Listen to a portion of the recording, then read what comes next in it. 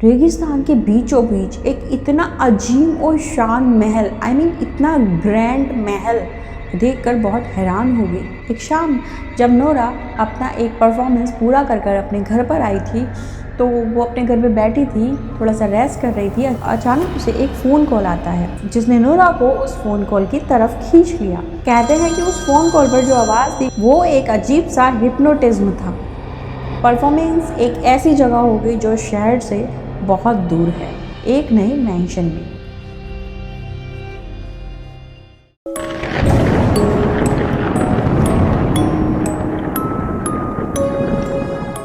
रात के 2 बजे जब पूरी दुनिया सो रही होती है, तब कुछ ऐसी ताकतें जागती हैं जिन्हें हम सिर्फ कहानियों में सुनते हैं। सोचिए, आप एक कामयाब सिंगर हैं, आपकी आवाज़ का जादू सर चढ़कर बोलता है और अचानक एक ऐसी जगह से बुलावा आए जहां जाना आपकी ज़िंदगी की सबसे बड़ी भूल हो।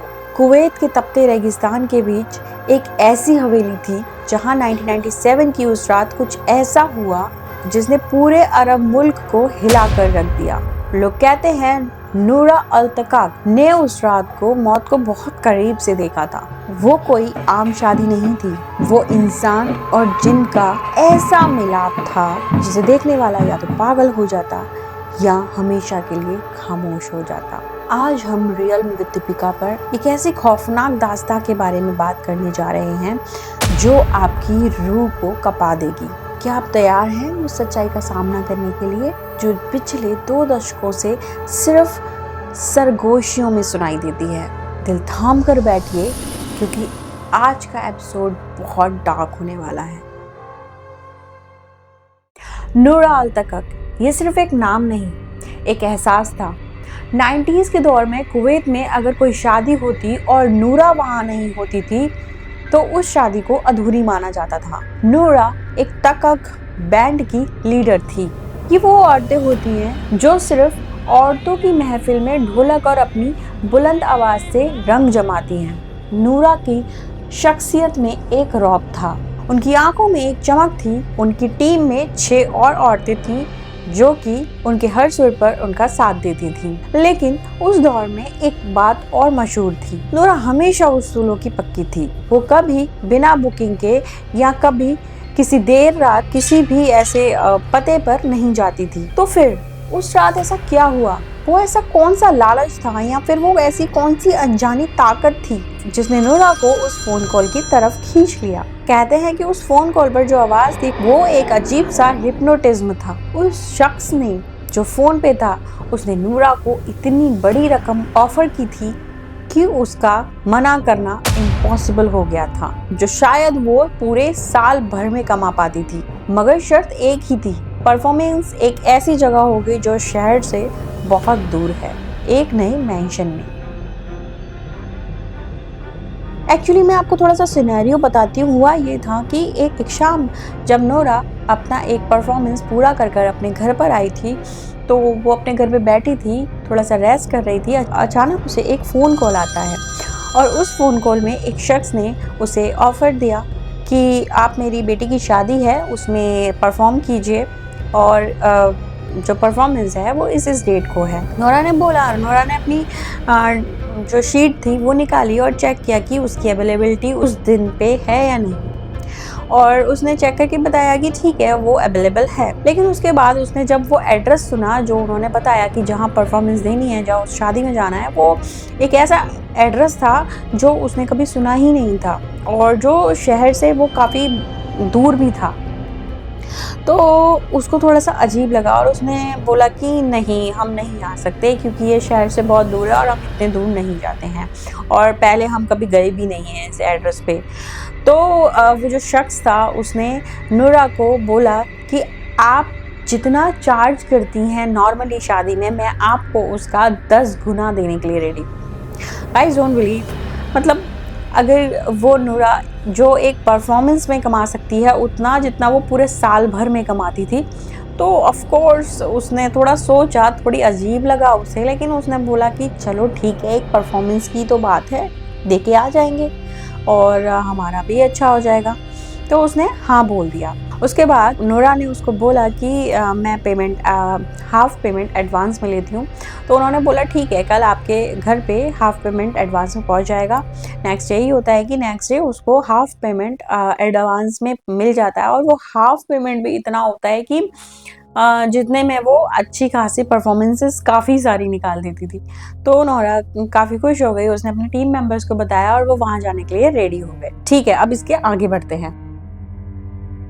नोरा और उसकी टीम जब गाड़ी में बैठकर उस रास्ते के लिए निकली तो रास्ते में एक अजीब सी हैवीनेस था, एक अजीब सा भारीपन था। चांद की रोशनी भी उस रात जैसे धुंधली सी पड़ गई थी। जब वो उस मेंशन के सामने पहुंची तो सब दंग रह गए। रेगिस्तान के बीचों बीच एक इतना अजीब और शान महल, इतना ग्रैंड महल देखकर बहुत हैरान हो गई। नोरा का तो शक अब थोड़ा और बढ़ गया था, क्योंकि उसने पहले कभी इस जगह के बारे में नहीं सुना था, और एक ऐसी जगह पे इतना बड़ा आलीशान महल होना उसे थोड़ा अजीब तो लग रहा था। इवन उसकी जो टीम मेंबर्स थे बार बार उससे बीच बीच में बोल रहे थे कि पता नहीं, हमको कुछ अजीब सा फील हो रहा है, थोड़ा हैवीनेस लग रहा है। तो उन्होंने बोला कि ठीक है, कोई बात नहीं, एक परफॉर्मेंस देके आ जाएंगे, कल आप रेस्ट करना उसके बाद। ठीक है, फिर वो उसके आगे बढ़ते हैं। इसके बाद जैसे ही वो अंदर उस महल के दाखिल होते हैं, उनका स्वागत ऐसी औरतों ने किया जो बेहद खूबसूरत थी, पर उसके साथ साथ वो एक पारंपरिक पोशाक में थी, जो वहाँ की पारंपरिक पोशाक होती हैं, और इतने सारे ज्वेलरीज उन्होंने पहना हुआ था और वो बहुत सुंदर थी। लेकिन अजीब बात ये थी कि उनका बिहेवियर बिल्कुल अलग था। उनकी मुस्कुराहट में एक अजीब सी ठंडक थी। हवेली के अंदर, उस महल के अंदर एक महंगे इत्र की खुशबू आ रही थी, लेकिन उसके नीचे एक हल्की सी सड़ी हुई स्मेल भी आ रही थी, जैसे कोई पुरानी चीज दफन हो। मेहमान बहुत ज्यादा थे और हर कोई कीमती लिबास में था। पर हैरानी की बात यहाँ पे ये थी कि कोई भी एक दूसरे से बात नहीं कर रहा था, सिर्फ खड़े थे बस, और सब नोरा का इंतजार कर रहे थे और उनकी तरफ देख रहे थे, जैसे उन्हें उस म्यूजिक नाइट का नहीं, किसी और ही चीज का इंतजार हो। गाइस, बीच में रोके मैं आपको ये बता देती हूँ कि अभी इस पूरे वाक्य के ऊपर एक मूवी भी बन चुकी है, जो कि आई गेस नेटफ्लिक्स या किसी और OTT प्लेटफॉर्म पे रिलीज हो गई है।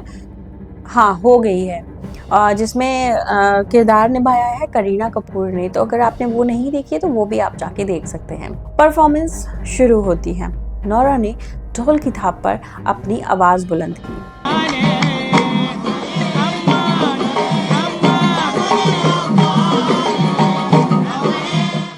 लोग नाचने लगे, लेकिन जैसे जैसे रात गहरी हो रही थी, उन लोगों के डांस करने का तरीका कुछ अलग ही हो रहा था।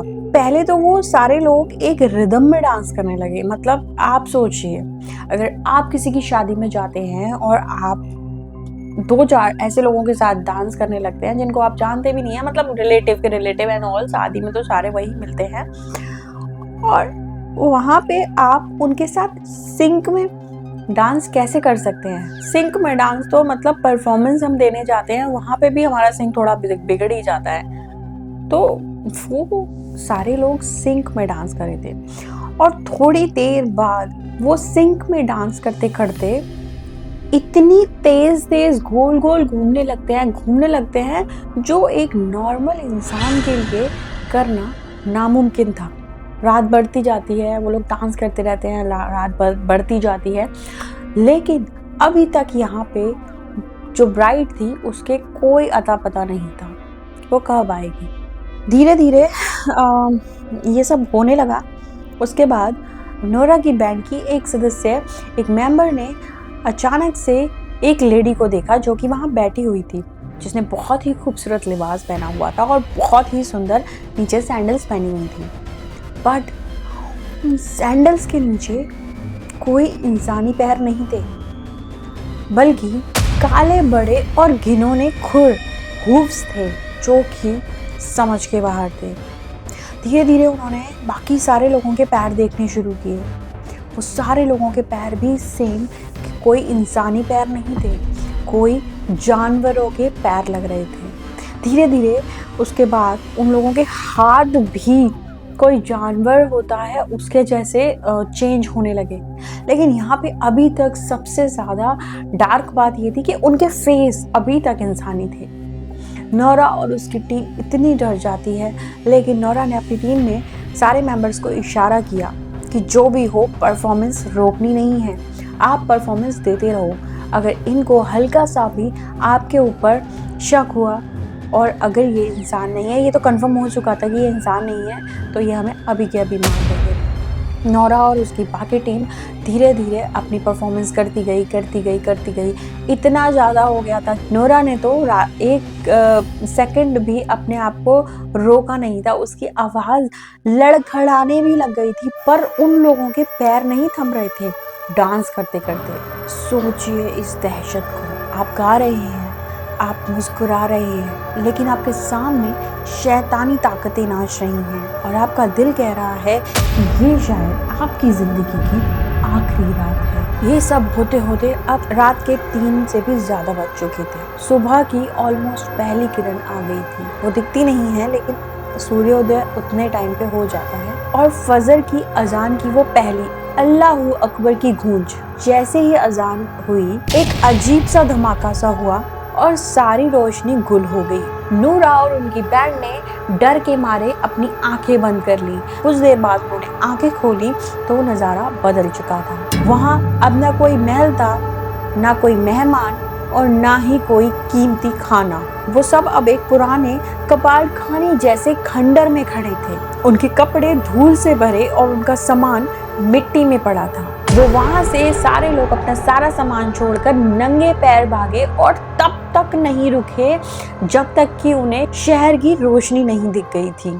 उस रास्ते पे जब वो आगे थोड़ा बढ़े, उस चीज जगह से आगे निकले, तो वहां पर उनको एक बूढ़ा इंसान मिला और उस बूढ़े इंसान ने उन सबसे पूछा कि आप कहाँ से आ रहे हो। तो उन्होंने पूरा वाकया बताया। तो उन्होंने बोला उसके बाद कि ये जो जगह है ये बहुत पहले ही खत्म हो चुकी है और यहाँ पे कोई भी इंसान नहीं रहता है, यहाँ पे जिन्नातों का वास है। घर पहुंचकर नोरा को इतना तेज बुखार हुआ कि वो कई दिनों तक अपने ठीक से होश में भी नहीं आ पाई थी। उन्होंने उस रात के बाद कभी माइक को हाथ नहीं लगाया। उनकी वो खौफजदा आंखें बता रही थी कि उन्होंने कुछ ऐसा देख लिया है जो इंसानी दिमाग बर्दाश्त नहीं कर सकता। उनकी कामयाबी का सूरज उस एक रात में हमेशा के लिए ढल गया। अब बात करते हैं कि तुम लोगों को लगता है कि ये वाकई में मुमकिन है? क्या ऐसा सच में हो सकता है? कई लोग कहते हैं कि ये सिर्फ एक अर्बन लेजेंड था। इन सबसे पहले मैं आपको ये भी बताना चाहती हूँ कि ये कहानी सबके सामने इस तरह से आई कि नोरा खुद पुलिस स्टेशन गई थी जब वो ठीक हो गई थी और उसने वहाँ रिपोर्ट लिखाई थी कि ऐसे ऐसे हम वहाँ गए थे, हमने वहाँ पे परफॉर्मेंस किया था और इस तरह की चीज़ें वाकया हमारे साथ हो चुका है। पुलिस वहाँ पे उसके साथ गई थी और उसने वहाँ पे सब कुछ तफ्तीश की, लेकिन वहाँ पुलिस को कुछ भी नहीं मिला था। लेकिन नोरा ने उस दिन के बाद से अपना करियर ख़त्म कर दिया था। उसने डिसाइड किया था कि वो अब कभी भी नहीं गाएगी। कई लोग कहते हैं कि ये सिर्फ एक अर्बन लेजेंड है जो लोगों को डराने के लिए बनाए गए हैं। कुछ लोग तो ये भी कहते हैं कि नोरा ने खुद ही अफवाह फैलाई थी ताकि वो शांति से रिटायर हो सके। लेकिन सवाल ये उठता है कि एक इतनी बड़ी स्टार अपना करियर इस तरह से क्यों ख़त्म करेगी? कुवैत के रिकॉर्ड्स में उस पुरानी हवेली का जिक्र आज भी मिलता है, जिसे लोग अल-गशम हाउस के नाम से जानते हैं। कि वहाँ के पड़ोसियों का कहना है कि आज भी रातों को वहाँ से कुछ ढोलकियों की आवाज आती है और किसी के रोने की गूंज सुनाई देती है। क्या नोरा ने वाकई उस रात जिन्नातों के लिए गाया था या फिर ये उनके दिमाग का कोई वहम था? लेकिन एक बात तय है कि उस रात के बाद कुवैत की शादियों में वो रौनक फिर कभी नहीं रही जो नोरा के दौर में हुआ करती थी। दोस्तों, नोरा अल-तक का दास्तां आज भी कुवैत की गलियों में डर बनकर बहती है। कुछ लोग इसे महज एक किस्सा मानते हैं और कुछ लोग इसे एक ऐसी हकीकत मानते हैं जिसे दुनिया ने भुलाने की कोशिश की थी। लेकिन एक सवाल जो आज भी लोगों को चैन से सोने नहीं देता जब भी ये कहानी वो सुनते हैं कि अगर वो सब एक सपना था तो कि नोरा के सामान पर वो रेगिस्तान की मिट्टी कहाँ से आई थी जो शहर में नहीं मिलती है, और वो कीमती सोने के सिक्के गोल्ड कॉइन्स जो उन्हें उस रात वहां पर मिले थे जो सुबह होते ही पुराने पत्थरों में बदल गए। ये बातें आपको अभी तक बाकी की पॉडकास्ट और कहानियों में नहीं मिली होगी सुनने के लिए, जो मैं आपको बता रही हूँ, विच इज़ रियली ट्रू। शायद हमारे आसपास एक ऐसी दुनिया भी बसती है जो पर्दों के पीछे है, और कभी कभी गलती से हम वो पर्दा उठा देते हैं। आपका क्या ख्याल है? क्या आपने कभी कुछ ऐसा देखा है जिसकी वजह साइंस के पास नहीं है? कमेंट में अपनी कहानी मुझे आप शेयर कर सकते हैं। अगर आपके पास भी कोई और कहानी या किस्सा, कोई हॉरर मिस्ट्री है, तो मुझे आप मेरी मेल आईडी पर शेयर कर सकते हैं।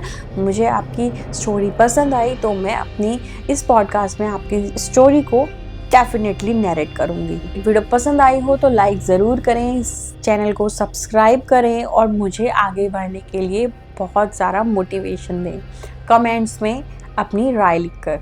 अगली बार फिर मिलेंगे एक नए राज और एक नई दहशत के साथ। तब तक के लिए होशियार रहिए, क्योंकि अंधेरा करीब है। Stay tuned with Real with Deepika. Good night and stay safe.